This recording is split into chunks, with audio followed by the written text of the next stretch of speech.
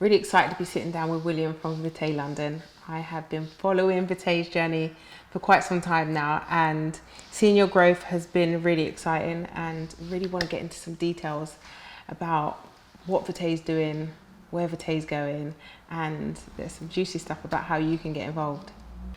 Okay, so Will, talk to me a bit about how Vitae started. Sweet. So I always say Vitae was birthed out of frustration. First and foremost, frustration as in working in an environment I wasn't particularly passionate about. So I was working in the city as a recruitment consultant, and I was earning really, really good money. But I got to a point where I realized that money alone just didn't really bring me satisfaction. And I needed to work for a bigger purpose. And I guess that leads to the second frustration, was the fact that, so my dad's from Ghana in West Africa, was the first in my family line to learn to read and write. And that actually broke a cycle of poverty that was plaguing us for years. And just seeing being frustrated with the fact that there's just generations and swarms of young people across sub-Saharan Africa that aren't getting an education because of very basic things like solar, like lighting, electricity, clothing, like school uniform. So just seeing that frustration, and also linking back to the first bit about working a job I wasn't passionate about. I'd always been passionate about the fashion industry. I'd always been passionate about watches. So I guess combining my passions coupled with the frustrations, that's how Vitae was birthed. And Vitae is actually Latin for life. So our whole thing's always been to be the fashion brand changing lives. So yeah, that's what we're about. Okay, so where did the element of time come in? Obviously, you know, fashion is one thing. The purpose that Vitae fulfills is another. And what made you choose watches? So a few things, like growing up, I always loved watches. I was always fascinated by them. I collected them growing up. But for me, it felt like an industry I could never enter. But that whole challenge of entering somewhere where people like me don't typically enter is what kind of spurred me into wanting to do it. And yeah, I've always really been passionate about the space, and also like doing my research and due diligence on the space. I saw for the past 15 years it had grown by a double-digit percentile. So even in the midst of the recession, in the midst of crashes, the watch industry was still steadily growing, which at the time didn't make sense to me, but intrigued me into wanting to find out more about it. But with time, I'm starting to understand how watches often, they actually mark a really special moment in time. So like even just last year, I found out that a couple who was 60 years old bought watches for one another from Vitae to celebrate 40 years of marriage. And then we got a report that someone was buying a watch for their child who was going to university. So it's like they actually mark monumentous occasions as well. Okay, so obviously as someone who is a brand owner, it's always a really proud moment. But I'm always really interested to find out the first moment you held one of your Vitae creations, like a physical version. What was that feeling like? That was actually a really bad feeling. Really? So I went through this whole ideation phase, was speaking to loads of different factory owners, and I sent for a sample, but I got my sizings wrong. So the very first Vitae watch was like 50 millimeters, like massive wide circumference. And I put it on my wrist and I was just like, this isn't it. But through that failure, I learned what actually worked. So it worked out well in the end, but at first it wasn't the best feeling. So it's interesting to find out, you know, you're working and you're investing your own money, you get this product, and it can be quite disheartening. You know, a lot of people would have kind of quit at that hurdle and thought, you know what, I've done this, I've gone through all this process, and they've sent me the wrong watch. How did you keep your guns about you and kind of continue ahead through that process? For me, it's about understanding that there's actually lessons and there's power in failure. So even though that hurt me financially short term, I knew that it was actually pointing me towards what I actually wanted long term. So through understanding that the sizings were totally off and actually getting a better grasp of what would work, it enabled me to arrive at the products we have today. So yeah, I think it helped me. But yeah, short term, it wasn't a good feeling at all. Okay. But you were investing your own money in the beginning? Yeah. So I was working, as I said, in the city, and I was able to save up a bit of money that my wife and I had actually initially chosen to put towards a house deposit. Okay. And I managed to convince her to allow me to quit my well-paid job. to start this business in a field that I knew nothing about. So I saved up about $7,000, and that's literally all we used to start the business. Okay, so very supportive wife. Yep. And you know, really incredible to hear that you were willing to risk it, to bet on yourself. Because a lot of people, when they start a business, they want to look for external funding, but it's really reassuring to hear that a founder actually thinks, you know what, I'm going to back myself so much that I'm going to risk my future house and my wife. Yep. Your wife could have said, you know what, this guy's a maniac, I'm going. So it's nice to hear. So let's talk about you quitting your job, because obviously, you know, even though you gear yourself up and you've got your savings going for Vitae, you've then taken the hurdle. What did that feel like? It was actually a really liberating moment. So the point at which I quit my job was when I got our first batch of watches in, and yeah, when those batch of watches it was in, I just said to myself, if other watch brands have been able to scale the way that they've been able to scale, there's no reason why I shouldn't be able to as well.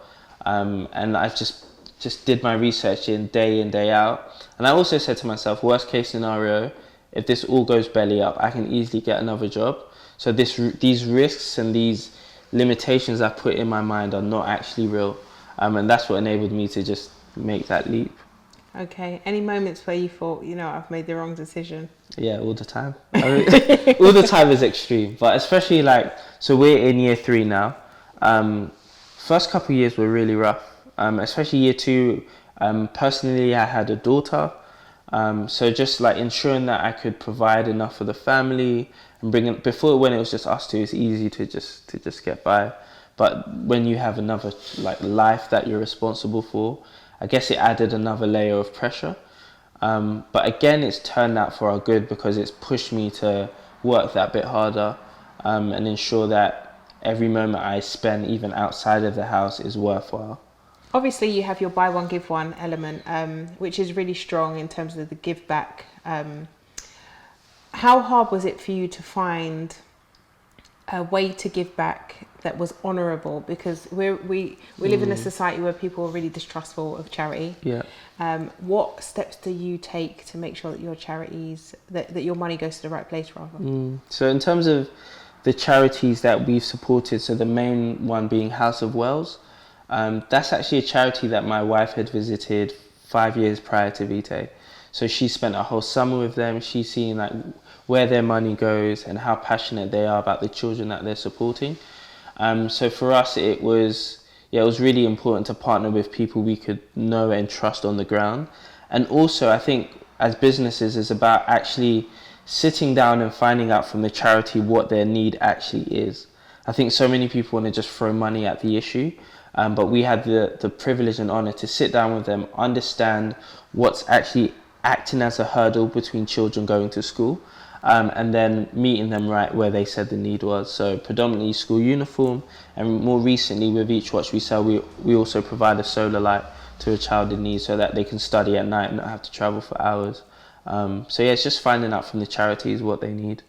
Well, that must be a really unique feeling to be able to assist children to go through school, just off the back of being able to run a business, you know, because people usually look at something that's charitable as just philanthropy, and so that there isn't any business element to it. So it's nice to be able to see them both go hand in hand without you actually making money from the charity, if that makes sense. Yeah, it's a good feeling, especially when you go, so I visited South Africa 3 times last year alone, and you go the first time, they allow us to do some of the donations as well, so giving out the uniforms, and then you hear stories about children who weren't going to school, and then something as simple as school uniform enables them to go to school. Then you visit them again 7 months later, you see them clapping and dancing in a classroom, and it makes everything we're doing worthwhile for sure.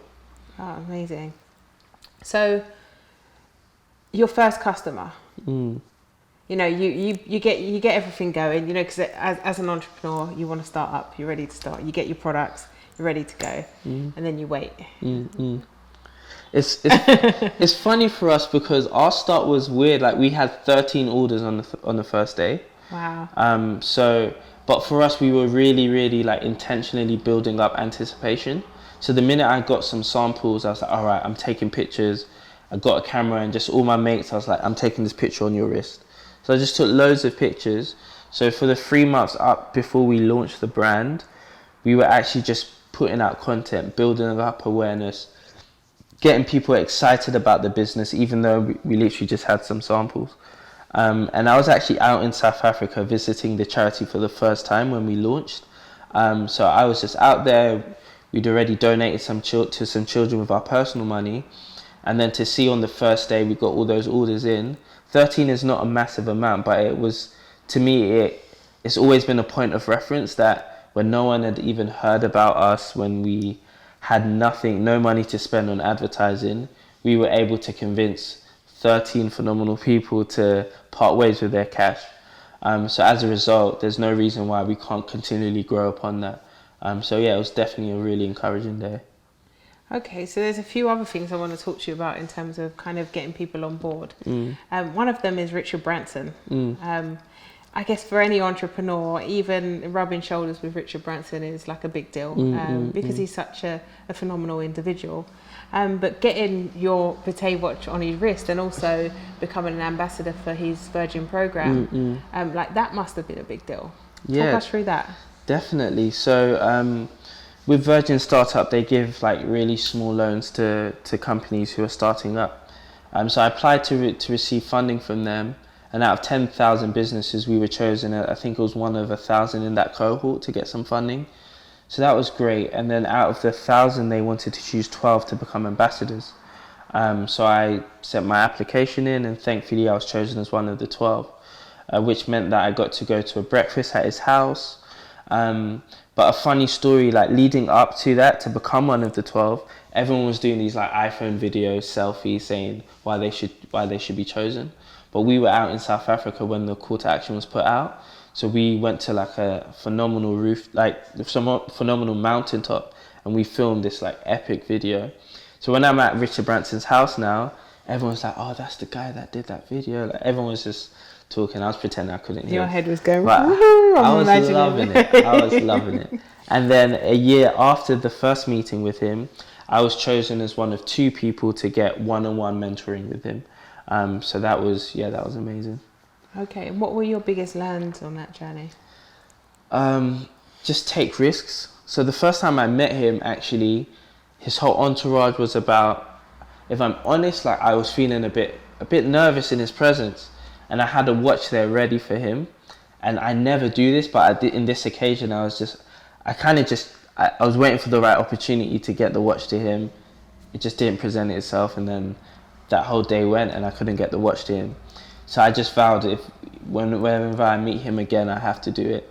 So the second time when we're doing this session with the 2 of us and him, it's in front of actually a live audience. So it's actually even more nerve-wracking than the time before. But I was just like, worst case scenario, he says no and he looks bad in front of all these people. But they backed our business, they believed in it, so I did it. And then in turn, he took off his watch and gave it to me, and then gave me a wad of cash. So it went down well in the end. Oh, I mean, that sounds a bit ideal, you know. Definitely a story, I guess, that everybody who kind of believes in Vitae will, you know, be able to look back and say, I was there in the beginning of his journey, and I remember that moment. Yeah, 100%. Talking of all those people, I mean, aside from the phenomenal amount of celebrities, I know that you've got backing you and wearing your watch and posting online, like Emily Sandé, a huge one. I can't even go through all the names because I've lost them all, but some really big names. You seem to have built a real community with Vitae. Going to one of your launch parties, I remember seeing it was almost like a family that you built around the watch and the purpose, of people who all felt like they were really buying into Vitae. I think that's a good thing about you actually doing crowdfunding, and we'll talk more about that in a minute, but you're enabling these people to kind of get more involved, and they seem like they are involved and that they live, breathe Vitae, and they're wearing their Vitae watches, not just because they're showpieces, but also because it means something to them. How does that make you feel? It's a brilliant feeling. I feel like we've really come to enter and disrupt the watch industry and flip it on its head, because typically people, like, watches have always been a statement piece of, look how much wealth I can acquire. But for once, we've actually created a statement piece which says, look how much wealth I can actually give to others. Look how I can empower others. And I think with our watches, we've just found pockets of people all over the country, all over the world, that have that similar heart and similar mindset. So when we meet together at those events, it's like we're all on the same wavelength. We all want to see positive change in this world. We all want to make an impact, but we still want to look good. So it's like marrying those two worlds together brings in a family of people. We call it the Vitae family, funnily enough, that are just an army of amazing people that back our brand. So it's a really, really good feeling. Okay, well, that's definitely good to know. I think that one thing that a lot of people want to know is what Cedars is. Obviously, you're doing a crowdfunding campaign. What Cedars is, what happens when you invest money, and how do they get involved? For sure. So we're launching an equity crowdfunding campaign on a platform called Cedars. And equity is literally having an ownership, a stake within our business. So we're launching a campaign that the general public will be able to put their money into Vitae London and own a piece of the pie. So that's in essence what we're doing. The reason why we're going down this path is, just as you touched on a minute ago, I feel like we're really are a family orientated business. So we're a business where our customers really feel involved. And we could go down the typical route and raise money elsewhere, and we have raised money from sources such as Good Soil and Backstage. But to be able to raise from the crowd and for them to own a stake in the business, to me, that gives me a lot of joy. And also it means that as we succeed, which we're really determined to do so, they can actually profit from that. So for instance, just take any business that you could think of, even a Facebook. Mark Zuckerberg would have gone to all his family and friends. They would have all invested in Facebook, even if it was a little bit of money or as much as they could afford. And down the track, when Facebook succeeded, they would have all benefited. But especially within our community, that opportunity isn't often afforded to people. So I really just wanted to create an opportunity and an avenue for people to be able to invest into a business, to understand how that all works over time. And then hopefully as we succeed, they will also profit. So obviously we're talking about investment here, and for some people that might scare them off because, generally when we think about investments, we think about huge sums of money. We think about buying a house money or, thousands and thousands of pounds that we have spare. What kind of numbers can people invest using the Cedars crowdfund round? Yeah, so that's the beauty of crowdfunding. It's often little sums of money, but from the crowd, from a lot of people, which obviously adds up. So people can invest as little as £50 or £100. We've got some people within the round that want to invest as much as 50,000. So it really does depend on the individual. I would always say invest what you can risk losing. So don't go over and don't go digging into your savings. If you can't afford to make the bet, then I would always say don't make that bet. But for us, we've got over 700 people signed up so far. So as I said, some people as much as 50 grand, some people as little as 50 to 100 pounds. So it's all depending on what you can afford. So in terms of your range, so far you have your signature watches. Got a lovely one on right now. You have your rings and you do your engraving services. You do a lot more research than a lot of brands that I know in terms of kind of finding out what your Vitae family want. What's that process like? Like when you're looking at colorways and stuff like that. So we're super interactive. I think Twitter is like our home in terms of social media networks. We've got a lot more followers on Instagram, but Twitter is really a home base because we can really have that dialogue with our customers. So actually for the past 12 months, we've been getting surveys back from customers for the new range that's coming out in the next few months. And just really understanding why customers actually buy watches. Because if you think about it, the time's on your phone, why do you actually buy a watch? And we're understanding the mindset of our customers a lot more now, which has enabled us to produce products that I truly believe are right in line with what they're after. So it's a lot of dialogue, it's a lot of actually putting myself in a position where I say, I don't know anything. I'm more than willing to learn from you because you're the one that's going to purchase. So just learning from the customer and understanding what they need and want. Do you think that that's the key to your repeat customer? Because you actually at Vitae have quite a lot of repeat customers, people that are buying 2-3 watches. Do you think that that's your secret? Yeah, I think it's hearing and understanding what they want, what they need. I think it's definitely helped us. It's creating that whole community feel around it as well. So I feel like most of our customers are quite loyal to the brand, and they rarely veer away from our brand. And also, as I said like earlier, they really are tokens to celebrate an occasion. So they're often bought for birthdays, they're often bought for Christmas, for really like important occasions. Recently we had another couple purchase, actually a groom purchase it for his wife on the wedding day, and then she got the engraving on the back. So like moments like that are so special because it highlights how highly people esteem the brand. Yeah, I mean, that's really important because building a brand that has a message is important. But building a brand that has a message that's also aspirational is amazing. So that's really good to know. Like, it looks like Vitae is really inspiring to people. What is your inspiration? Oof, that's a great question. I say my dad's probably my number one inspiration. So we actually went to Ghana in December, and walking around there, seeing where like the humble beginnings he came from and the life he's been able to build today inspires me in so many different ways. But one of the key ways is actually realizing that my dad's not too dissimilar from a lot of the children we serve now. And an idea as small as, let me sell some watches, and it has actually already impacted hundreds and hundreds of children. So being inspired by my dad's story and then how that translates into the business and how we can impact so many more lives is definitely what keeps me going for sure. So let's talk about future product plans. You know, you have your great range already. Have I spoke about the range already? Yeah. I did this backwards, that's why. It's all good. So let's talk about your future product plans. Like, what's to come? Yeah, I can't speak on all the future plans, but in sort of the immediate future, one of the watches that we've been working on based on what we discussed earlier around getting that feedback directly from the customers is a modular watch.